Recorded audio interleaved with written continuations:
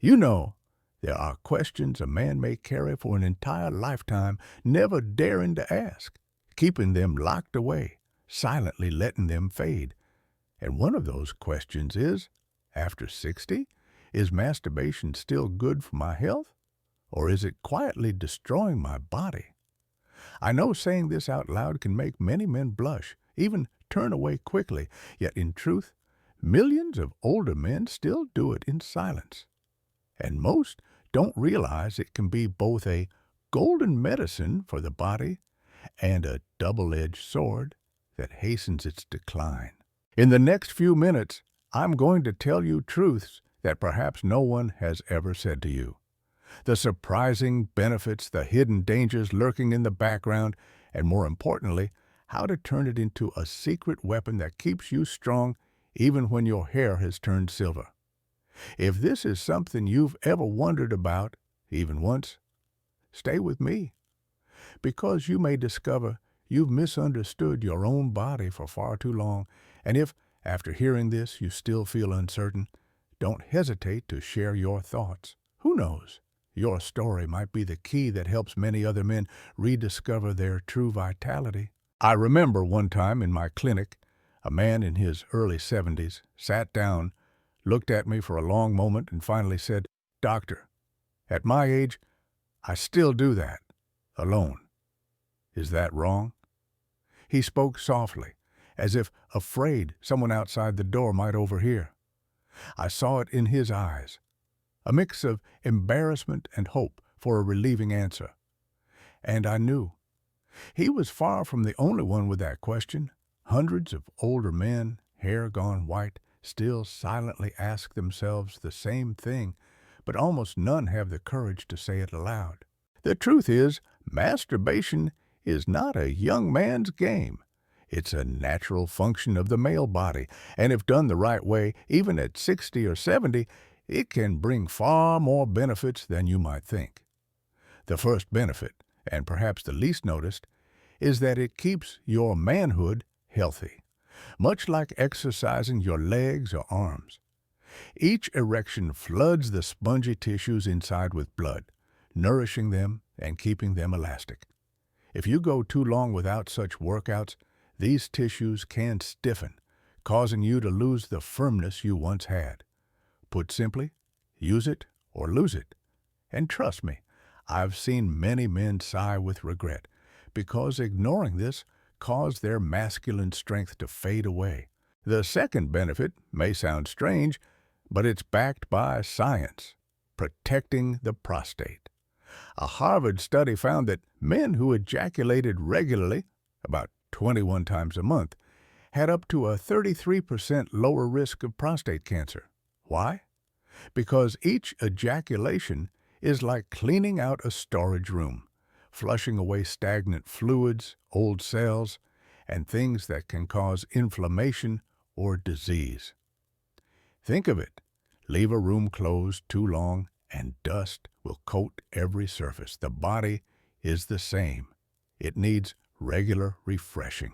Third, rarely spoken about, each orgasm is also a workout for the pelvic floor muscles. These are vital for controlling urination, maintaining erections, and even supporting your posture.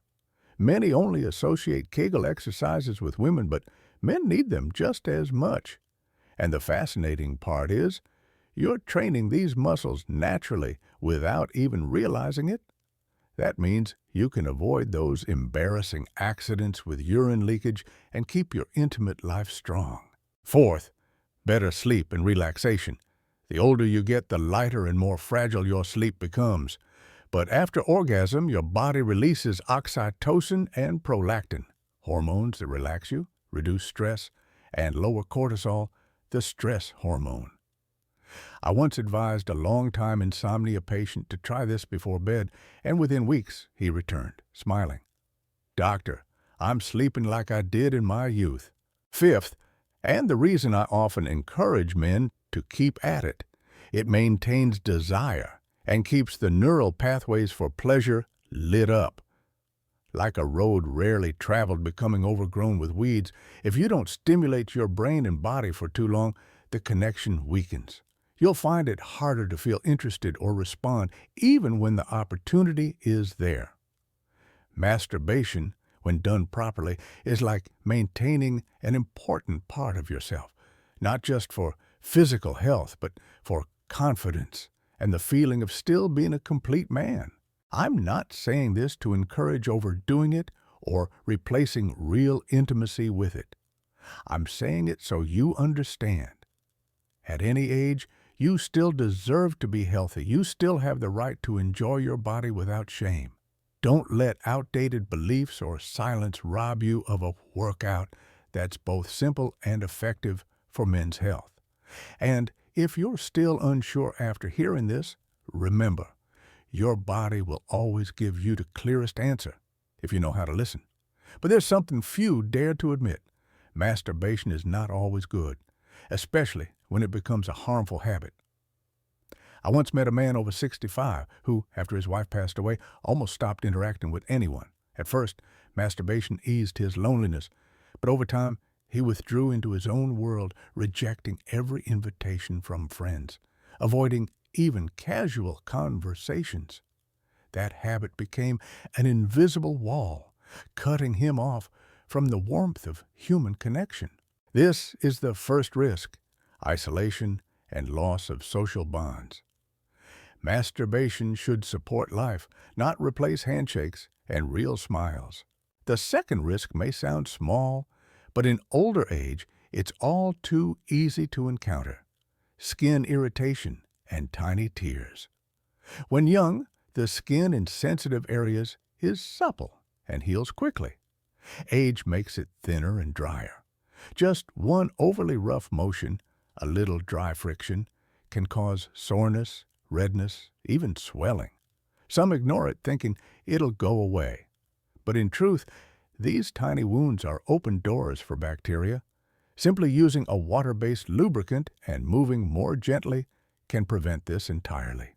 Third, gradual loss of sensitivity. I've heard many men complain, "Doctor, I only feel pleasure when I do it myself. With my partner, I feel nothing."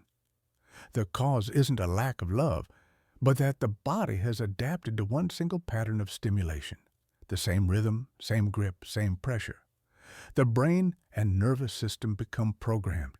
Only this way brings pleasure. So when touched differently, slower, lighter, with more emotion, the body doesn't recognize it. To avoid this, sometimes you simply need to change your method. Even stop using visual aids, letting imagination and emotion lead the way. Fourth, a subtler danger: masking underlying medical conditions. Some can still masturbate and get erections alone, so they think, "I'm fine." But when with a partner, they can't, and they blame it on age or nerves, ignoring it. In reality, this can be an early sign of erectile dysfunction, poor circulation, low testosterone, or even mild depression. In this case, masturbation is like taking painkillers to hide an ache without ever treating the root cause.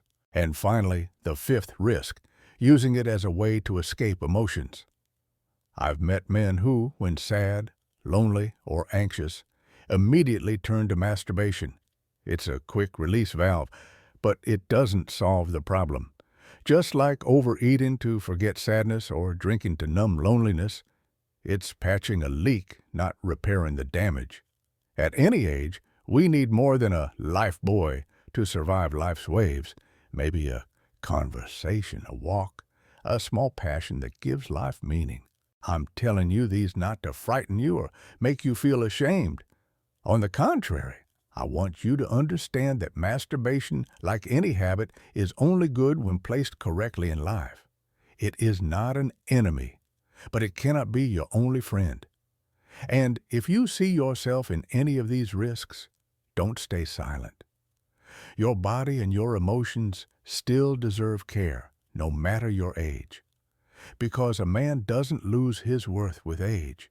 He only loses it when he stops daring to connect and to love himself and others. There's one thing I always tell older men: the body never lies. It always tells you when something is wrong. The question is, will you listen? I once met a man in his 60s, strong build, firm voice.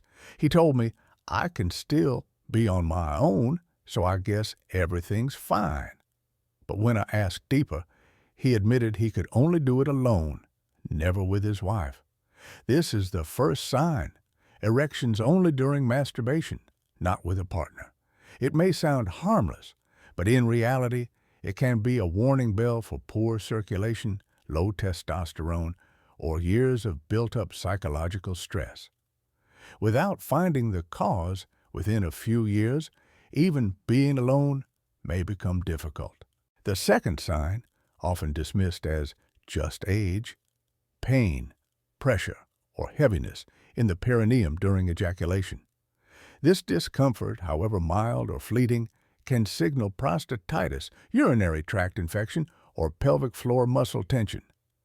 I once treated a man who initially felt just a bit tight, but months later, inflammation left him sitting all night, unable to urinate.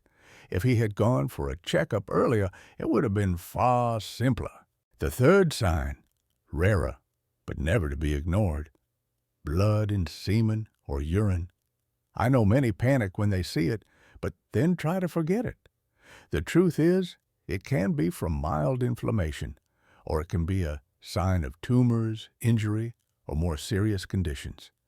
It's like seeing oil under your car, maybe just a small leak, or maybe the engine's failing. Only a specialist can tell.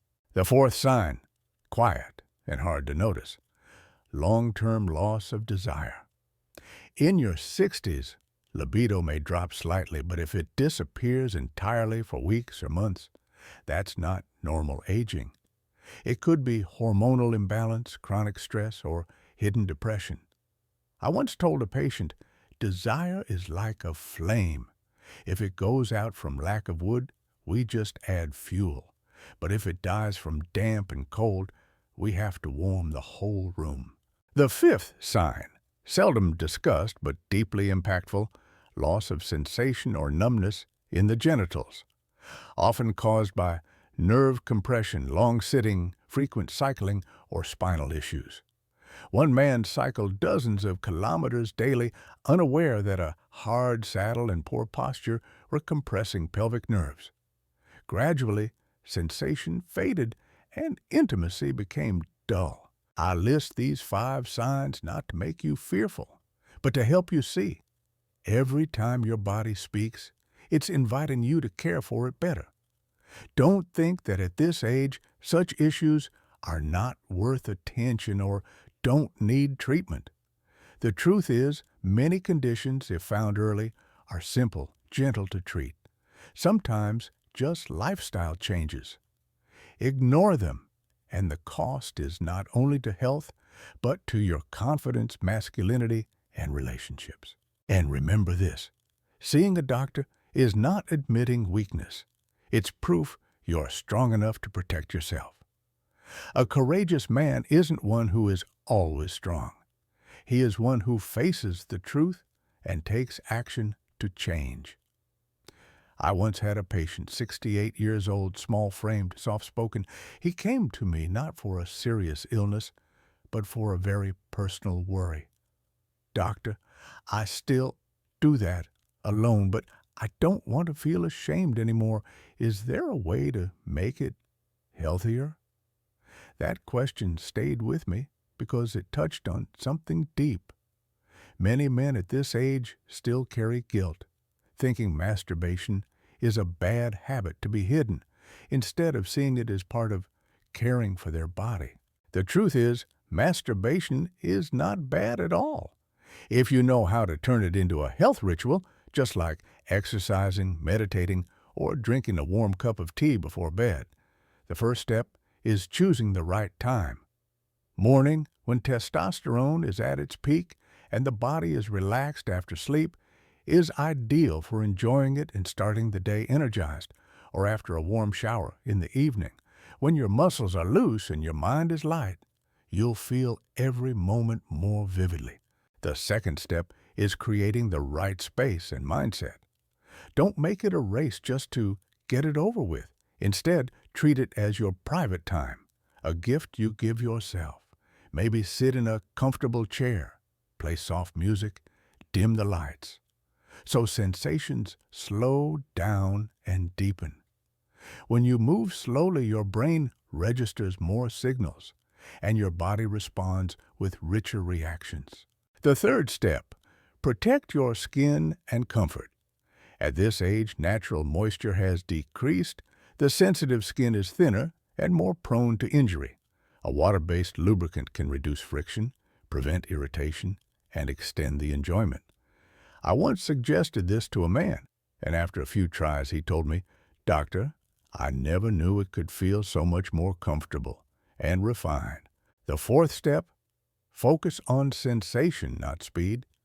Many are used to quick, forceful motions for instant release, but when you allow yourself to change rhythm, change pressure, experiment with new approaches, you keep your nerves agile, avoiding the trap of only responding to one type of stimulation.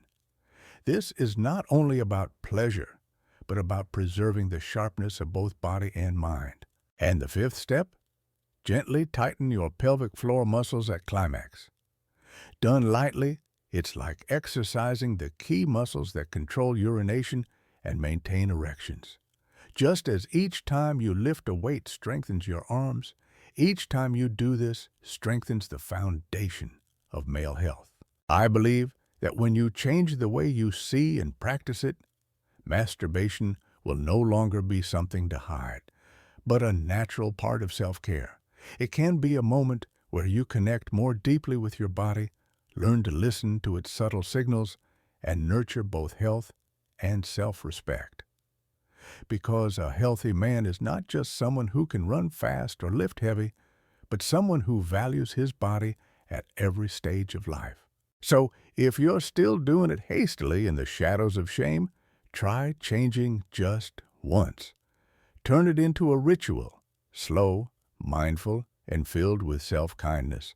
Let each time be not just a release, but a small, steady step in preserving health, masculinity, and vitality in old age. You see, masturbation after 60 is not a shameful story, nor something that should be buried in silence.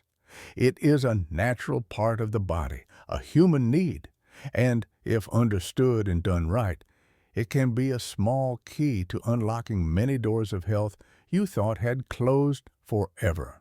We've gone through the benefits, the risks, the warning signs to heed, and the ways to make it a health ritual. And I believe the most important thing is not whether you do it or not, but how you choose to face your body. At any age, you still have the right to live fully, to enjoy yourself, and to love yourself, even the parts you thought had been silent for years. If today this story has touched you, take it as a reminder. Don't ignore the signals your body sends. Let yourself be curious, to learn, to care, and to heal. Because aging is not the end, it's a new chapter, one you can choose to write with awareness and respect. I know some may feel shy or awkward hearing this, but remember, when you dare to share, you're giving someone else the chance to feel less alone, to see they're not the only one with these questions. If you've experienced something similar or have unanswered concerns, I hope you'll leave a few words in the comments. I will read, listen, and if I can, reply with all the sincerity I have. And if you feel this story is useful, subscribe and turn on the notification bell, not to raise my numbers, but so you won't miss other stories. Stories that one day may be exactly what you need to better understand and care for yourself, because we are still here to live together, to share together, and to keep the flame of old age warm, bright, and never extinguished. At any age, you can still live fully, love yourself, and keep your inner fire alive.